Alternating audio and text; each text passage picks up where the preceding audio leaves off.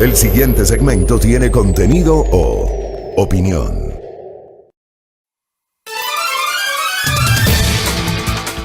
Muy bien, 6:27 en la mañana, gracias. Ya tenemos una interesante visualización en nuestra transmisión de Facebook Live. Qué gusto leerles, qué gusto escucharles también. Bueno, ustedes no nos escuchan a nosotros.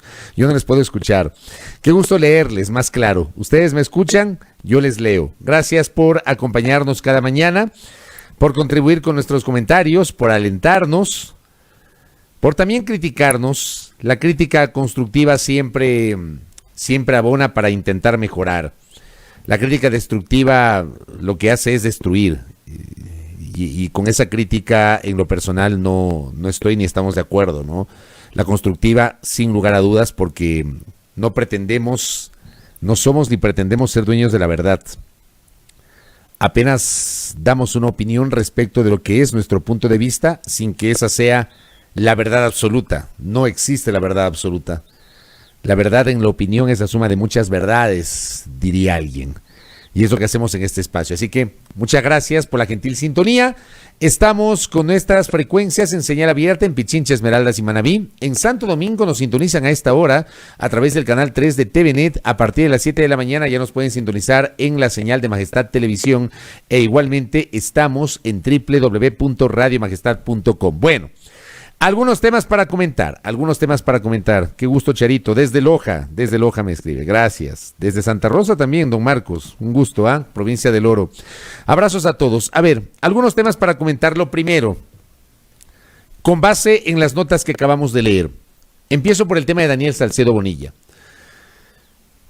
En este caso no puedo sino estar de acuerdo con la visión del Servicio Nacional de Atención Integral a Personas Adultas Mayores Privadas de Libertad y Adolescentes Infractores, es decir, el SNAI. El SNAI es este organismo que fue creado para la administración de los centros de privación de libertad del país.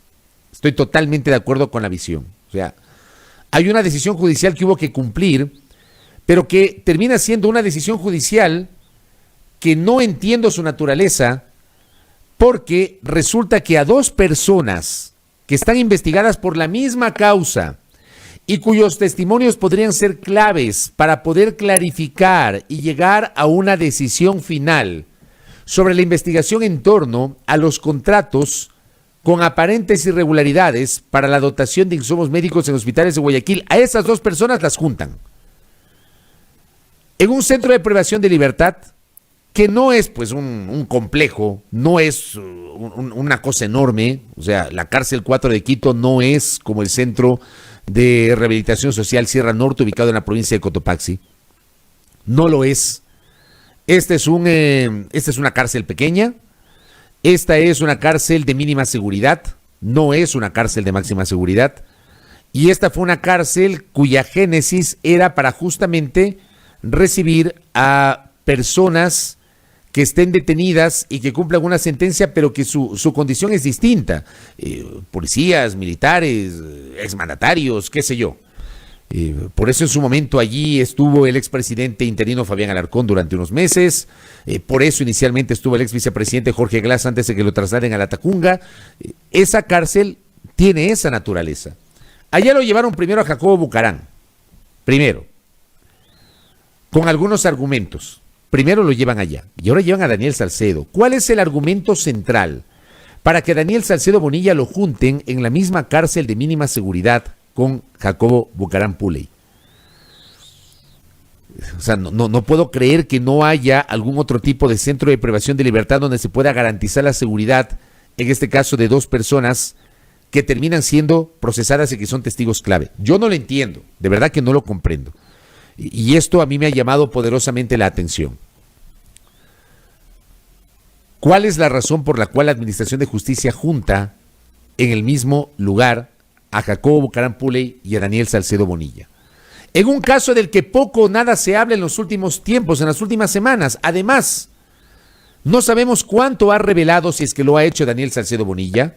Daniel Salcedo incluso sistemáticamente, por eso tampoco se entiende la decisión de cambiarlo de cárcel.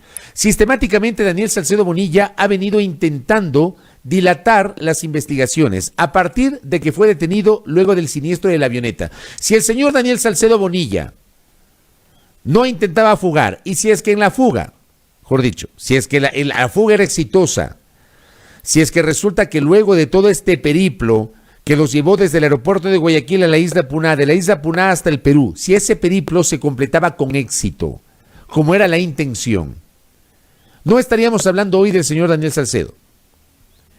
Y muy probablemente no estaríamos hablando tampoco de la posible corresponsabilidad de Jacobo Bucaram Puley. O sea, hubo una suerte, entre comillas, suerte, para que se genere o se produzca este siniestro que permitió localizar y detener en el Perú a Daniel Salcedo. El Perú lo entrega al Ecuador. Daniel Salcedo, durante su estancia en las casas de salud en Guayaquil, igualmente, y eso consta en los informes de los médicos, intentaba sistemáticamente permanecer en las unidades de cuidados intensivos, autoinfringiéndose heridas para tratar justamente de mantener su condición de salud y quedarse en el hospital. Eso consta en los informes de los médicos. Daniel Salcedo finalmente es trasladado acá. ¿Y qué hizo acá? Pretendió ser candidato a legislador, asambleísta. Sistemáticamente el señor Salcedo ha pretendido evadir sus responsabilidades, estando detenido, las responsabilidades que tiene que asumir. Y en lo de fondo, no sabemos cuánto ha avanzado la investigación y si Daniel Salcedo Bonilla ha generado nuevos aportes para entender por qué tuvo este, entre comillas, lo pongo así, joven empresario que le llaman algunos, igualmente lo pongo entre comillas, esa suerte que durante los últimos 8 años logró amasar una fortuna que le ha permitido adquirir bienes en los Estados Unidos, tener departamento, tener oficinas en Estados Unidos y aparecer como un empresario, entre comillas, que financia campañas políticas. El joven empresario, como le llaman, que tiene que responder ante la justicia. Y la justicia tendrá que determinar su inocencia y su culpabilidad, porque para eso es el debido proceso, aunque no les guste. En un Estado de Derecho que tenemos que buscar en el Ecuador, hay que respetar el debido proceso. Y dentro de ese debido proceso, no tiene sentido que a 2 personas que están vinculadas e investigadas por la misma causa, tomando en cuenta la trascendencia de ambos para el esclarecimiento de estos hechos, les junten en el mismo sitio. Creo que al país, y sería muy interesante que al país le informen, respetando también, porque aquí en el Ecuador, para lo que les conviene, rompen la reserva de las investigaciones, y para lo que no les conviene no dicen nada porque dicen la investigación es reservada, cuando debería ser para todo la investigación reservada. Pero creo que al país deberían informar cuánto ha avanzado la investigación sobre este caso. Y si el señor Daniel Salcedo Bonilla se convirtió en cooperador eficaz, si ha aportado con pruebas, cuál es su estatus en este momento, cómo ha avanzado la investigación. Y una vez más, la recurrente pregunta, lo hago por enésima ocasión. ¿Por qué el señor Daniel Salcedo logró alcanzar el poder que alcanzó? Antes y hoy. Antes y hoy. Porque no es que recién en los últimos 3 años, 5 meses es que el hombre apareció. Resulta que el hombre ha tenido contratos con el Estado ecuatoriano desde el 2012. Y alguien tiene que responder por eso. ¿Cómo así? ¿De dónde? ¿A cuenta de qué? Logró tener acceso a contratos con el Estado y amasar la fortuna que amasó. Porque está claro que el hombre tiene dinero. Y el hombre amasó una importante cantidad de recursos. A ver si nos explican y si nos ayudan a conocer novedades en torno justamente a el avance de este proceso investigativo del que poco o nada se habla. Ese es un tema que quería comentar. Vamos al otro tema que quiero comentar y quiero compartir con ustedes. La semana anterior yo generé aquí un comentario en el sentido de que podríamos tener 16 binomios presidenciales. Hoy ya tenemos 14 inscritos calificados en firme, rompiendo el récord de binomios inscritos para un proceso electoral. Sí, insisto, la Constitución, las leyes consagran los derechos de participación y los ecuatorianos en goce de nuestros derechos de ciudadanía tenemos el legítimo derecho de elegir y ser elegidos? Sí. Yo no voy a cuestionar la norma constitucional que consagra el derecho de participación que tenemos los ecuatorianos, por supuesto. Yo cuestiono, uno, el hecho de que aquí en el Ecuador es muy fácil constituir una organización política. No sé cómo lo hacen. Porque requieren 160,000, 170,000 firmas mínimo para poder constituir un partido o movimiento político y cumplir con una serie de requisitos. Y hay movimientos y hay partidos que cuando se presentan a una elección no consiguen ni eso. O sea, ni el número mínimo, siempre presentan 500,000, 400,000, 800,000 y resulta que de ahí viene la depuración. Pero ni siquiera el mínimo logran en las campañas electorales. El momento de las votaciones, ni siquiera el mínimo que les permitió registrarse como movimientos políticos. Aquí en el Ecuador es muy fácil. Y es un tema que sí debería ser regulado. 1. 2. La poca sensibilidad que tiene la clase política del Ecuador. Que todo el mundo quiere ser candidato. Ya 14 binomios presidenciales es una cifra que rompió el récord, porque la última la tuvimos en 2006 con 13 binomios presidenciales, me refiero al número más alto de binomios, en 2006. Hoy tenemos 14 inscritos en firme. Súmelen. Aún es que yo les dije y les advertí, les expliqué, y aquí a este periodista le dijeron de todo por cometer el pecado de explicar. Les expliqué cómo funciona la normativa y me cayeron en grupo, montón. Les dije que esto iba a demorar todavía, que esto iba a tardar, porque hay pasos que hay que cumplir. Resulta que el binomio de UNES no tiene calificación infirme todavía porque ya le presentaron una nueva impugnación. Y esa impugnación tiene que ser resuelta por el Tribunal Contencioso Electoral. Una impugnación presentada el pasado 1 de noviembre, en medio del feriado. A las 6 de la tarde ya ingresaron los documentos en el Tribunal Contencioso Electoral. Y el Tribunal Contencioso Electoral tendrá pues que pronunciarse. Pero bueno, vamos a suponer que UNES subsana todo esto en el Tribunal Contencioso Electoral y se califica 15. Está pendiente lo de Podemos, que el Consejo Nacional Electoral tiene que cumplir con una sentencia del Tribunal Contencioso Electoral que es de cumplimiento obligatorio. Si finalmente Paul Carrasco decide ser candidato y pasa la calificación, 16. Y súmele uno más. Cuidado, se me cae del asiento. Podríamos llegar a tener en el Ecuador 17 binomios presidenciales. ¿Me escuchó? 17 binomios presidenciales en un país de 17 millones de personas, de habitantes y de 13 millones de electores. 17 binomios presidenciales. Una cosa terrible. Increíble. ¿Por qué podríamos llegar a tener 17 binomios presidenciales? Bueno, porque el Tribunal Contencioso Electoral, en una última decisión, dispuso que se otorgue facilidades al Movimiento Justicia Socialista 11 para realizar primarias e inscribir candidatos para las elecciones. Voy a dar lectura a la parte pertinente del reporte que publica Diario El Comercio, escrito por el colega Andrés García. El Tribunal Contencioso Electoral negó la apelación solicitada por Diana Tamaín, presidenta del Consejo Nacional Electoral, en contra de la sentencia de primera instancia que determinó que el Movimiento Justicia Social conserve su personería jurídica y pueda seguir en carrera para los comicios generales del 2021. Justicia Social, movimiento fundado por Jimmy Salazar, del que nadie habla, esposo de Pamela Martínez, una de las sentenciadas en el caso de sobornos, fue eliminado por el CNE acogiendo la recomendación de la Contraloría que detectó irregularidades en las firmas que presentó el grupo para su inscripción. Sin embargo, el Tribunal Contencioso Electoral dejó sin efecto esa resolución. Ayer miércoles, la presidenta Tamaín dijo que acatará la sentencia del tribunal. Obviamente la sentencia del Tribunal Contencioso es de última y definitiva instancia. ¿Qué dispuso que el CNE, la sentencia, que dispuso que el CNE adopte las medidas necesarias para que Justicia Social cuente con el tiempo razonable y los medios adecuados para realizar los actos de democracia interna, o sea, las mal llamadas primarias, porque así le llaman pomposamente, las primarias. Las primarias no existen, aquí no hay primarias, pero les llaman primarias. Termina siendo una asamblea, una convención donde a dedo eligen a la gente. Eso es lo que pasa en el Ecuador. así como para la inscripción y calificación de candidaturas para todas las dignidades en juego. La presidenta del Consejo Electoral explicó que se definirá un cronograma de trabajo para que se cumpla la sentencia. Recordó que el movimiento Juntos Podemos atraviesa una situación similar, pues el Tribunal Contencioso Electoral le restituyó la personería jurídica.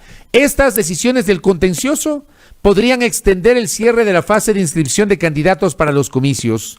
Atamaín recordó que el 31 de diciembre inicia oficialmente la campaña electoral, por eso la idea es evacuar estos procesos pendientes hasta antes de esa fecha. En entrevistas previas, la presidenta dijo que esperaban completar la calificación hasta la segunda semana de diciembre. Entonces, Justicia Social tiene la posibilidad de presentar candidatos. Y ayer, pues, los amigos de Informe EC, tan generosos siempre en compartirnos información, ayer me escriben y me dicen que hay un nuevo binomio. Si pregunto, ¿podemos? Casi me caigo del asiento cuando me dicen, no, Justicia Social.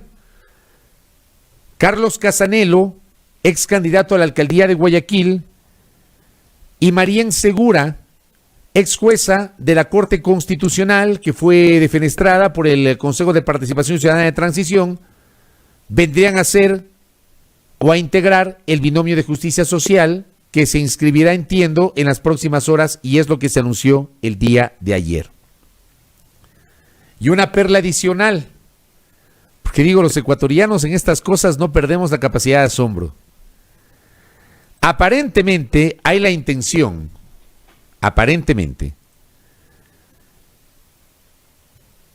de promover la candidatura de Jimmy Salazar a asambleísta nacional, a encabezar la lista de asambleístas nacionales por el movimiento Justicia Social. Yo recuerdo que hace algún tiempo, en el programa de la tarde, en Zoom al Día, en el programa digital que tenemos en la tarde, con José Antonio Sánchez, entrevistamos al entonces precandidato de Justicia Social a la presidencia, Fabricio Correa Delgado, y le preguntamos sobre su relación con Justicia Social y sobre la presencia de Jimmy Salazar.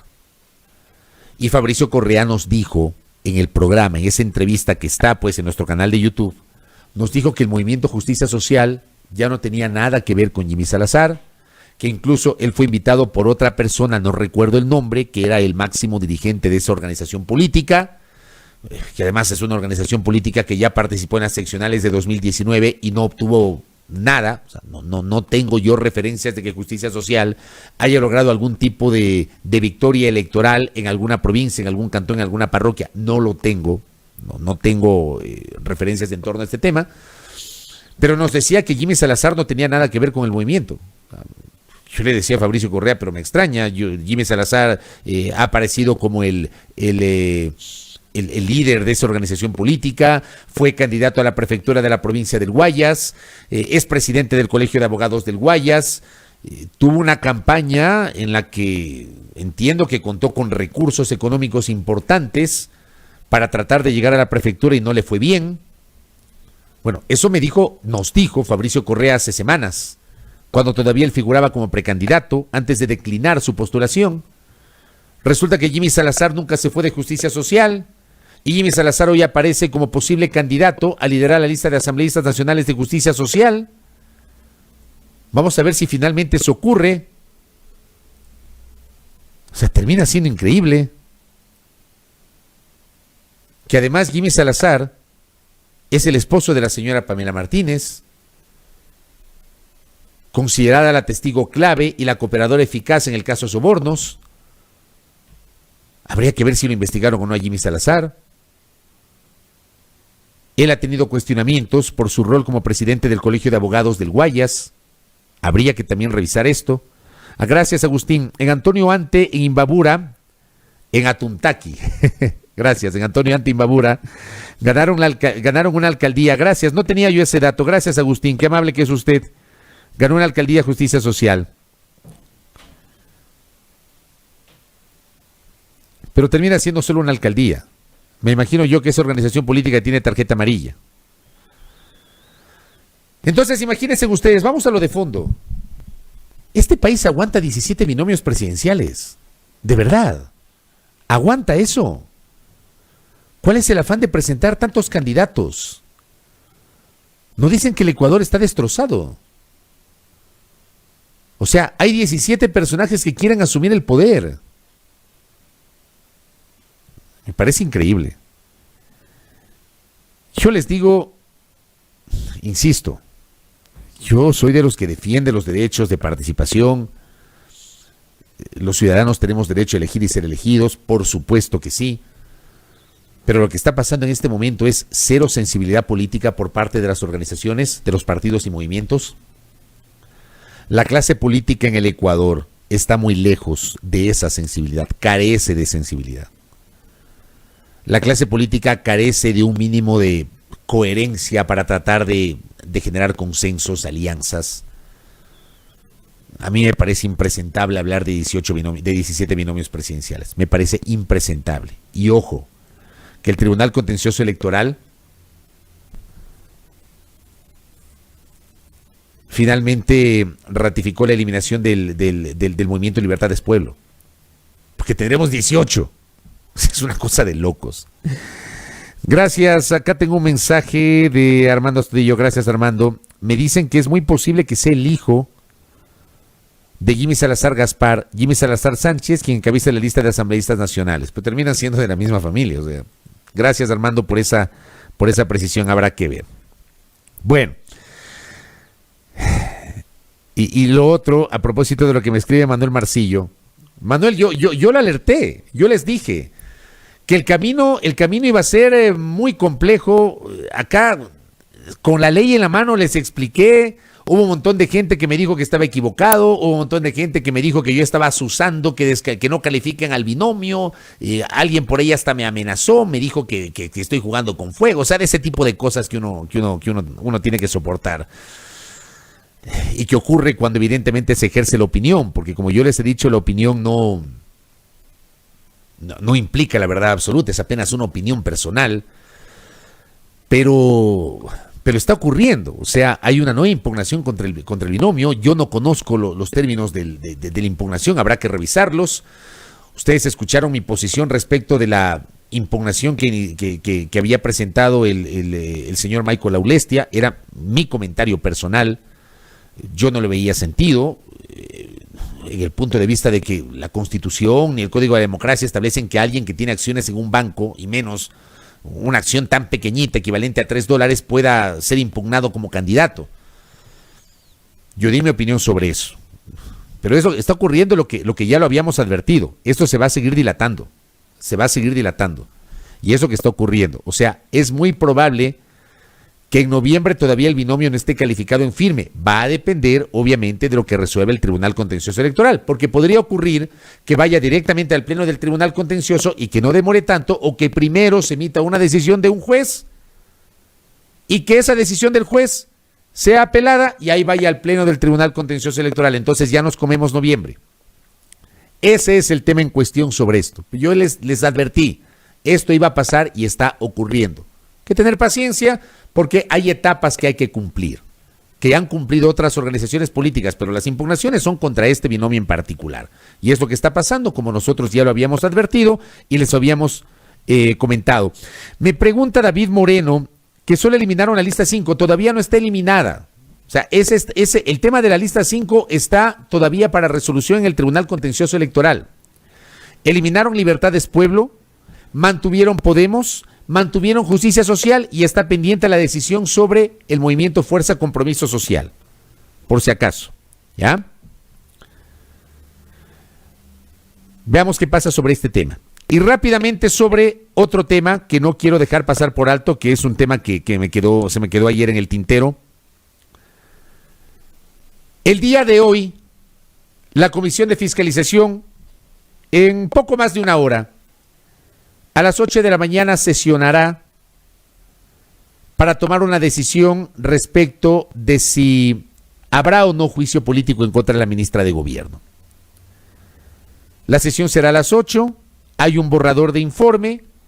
El borrador de informe de la Comisión de Fiscalización, que deberá ser aprobado el día de hoy por la Comisión de Fiscalización y Control Político, recomienda que el juicio político pase al Pleno de la Asamblea y que la Asamblea censure y destituya a la doctora María Paula Romo de su condición de ministra de Gobierno, a quien acusan de incumplimiento de funciones por los hechos relacionados a las protestas de octubre del 2019. El colega Roger Vélez del Comercio había escrito en su reporte que publica el diario que hoy se sabrá si pasa el Pleno recomendando el juicio, y según declaraciones de Elio Peña, presidente de la comisión, decía Elio Peña, aspiro a que así sea porque hay razones y argumentos, si los hay, en esa línea debe haber los votos. Para que el documento sea aprobado, el día de hoy se requiere al menos 6 votos de los 11 integrantes de la Comisión de Fiscalización. Si pasa al Pleno de la Asamblea, allá tendremos otro escenario. El primer paso es el que va a ocurrir el día de hoy. Hoy la Comisión de Fiscalización y Control Político tiene la enorme responsabilidad de tomar una decisión. Dentro de este proceso, que vale decirlo, me parece a mí que la conducción del actual presidente de la Comisión de Fiscalización ha sido una conducción muy seria en este proceso. Yo no he visto, salvo que alguien me diga lo contrario, pero no he visto, digamos, excesos, no he visto un manejo sinuoso del proceso. Fueron recibidos los asambleístas interpelantes para presentar sus pruebas de cargo. Hubo testimonios adicionales, como por ejemplo el presentado por el defensor del pueblo y en contrapartida por el comandante general de la policía.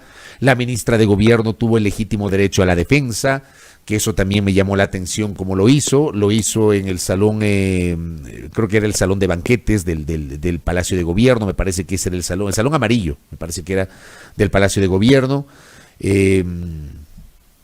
junto a los miembros del alto mando de la Policía Nacional.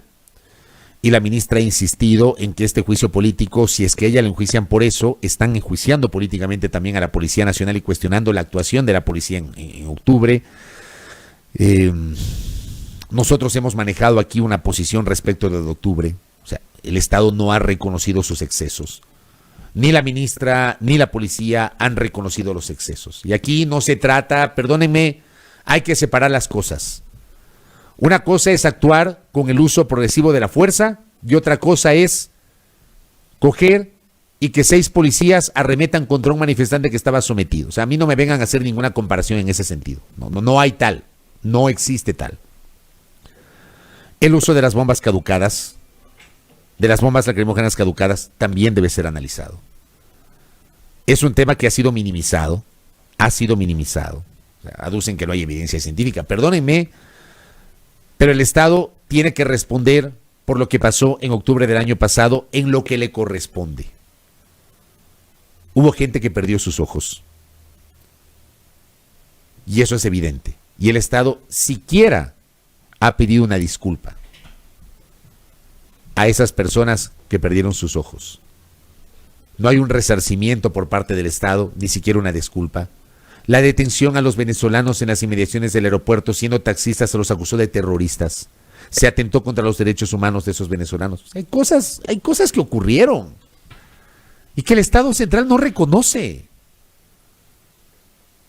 O sea, no pretendan únicamente hablar de que la policía actuó en legítima defensa, porque la policía tiene la obligación del uso progresivo de la fuerza y no hubo tal en algunos espacios.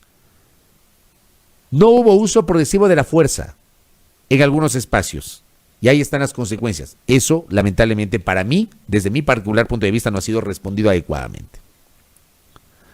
Y por otra parte, en este proceso, en estricto rigor jurídico, como siempre utilizo esta terminología, pero es que hay que decirla, en este proceso no entran otros temas posteriores, como por ejemplo la presunta responsabilidad de la ministra de Gobierno en esto que se ha denominado el reparto de los hospitales, que termina siendo un elemento político que va a formar parte del debate político si es que llega al Pleno de la Asamblea el juicio político, sí. Que es la pregunta que nadie ha respondido. El colega Marlon Puertas del portal La Historia tuvo la oportunidad de entrevistar a la ministra Romo y le hizo esa pregunta y la ministra Romo le dijo que le parecía ofensiva la pregunta, pues que es una pregunta que hay que hacer. Y no es una pregunta ofensiva, es una pregunta directa. ¿Quién repartió los hospitales? Y me alegró mucho darme cuenta que no he estado solo en esa visión, porque el colega Marlon Puertas le dice, a ver, José Carlos Tuárez habló de que se le entregó el cargo tal a no sé qué persona y esa persona está en funciones. No hubo respuesta, que es lo que yo he venido diciendo hace tiempo. A Tuárez lo detuvieron, lo enjuiciaron, lo sentenciaron. Acusado de tráfico de influencias y de vender cargos públicos. Ok, pero ¿quién de adentro es el acolitador de esa venta de cargos públicos? ¿Quién la acolitó? Perdón el uso de la palabra, pero termina siendo así. Alguien la acolitó. Porque los cargos públicos no se reparten solos. Alguien los entrega, alguien los otorga. Y esa es la pregunta que nadie ha respondido. Y lamentablemente en este proceso no está incorporado ese tema. Pero seguramente si el juicio político llega al pleno de la Asamblea, va a ser parte del debate político. Si llega al pleno de la Asamblea necesitará 91 votos, los 2/3, al menos, para censurar y destituir a la ministra Romo. Si llega al pleno de la Asamblea, la ministra Romo tendrá el legítimo derecho de defenderse y de presentar sus descargos, y los interpelantes también presentar sus cargos. Pero el primer paso tiene que darse hoy. Y que la Comisión de Fiscalización tome una decisión, la decisión que corresponda, y que le dé una respuesta al país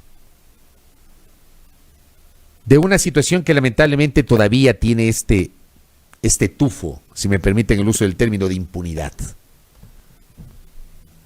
Hay preguntas sin respuestas, respuestas que no ha dado la ministra Romo ni otras autoridades del gobierno. Veamos qué pasa el día de hoy. Si ocurre en el curso, va a ser muy difícil que entre 8 y 8:30 se instale la sesión, pero si ocurre estaremos informándoles, si no en el transcurso del día.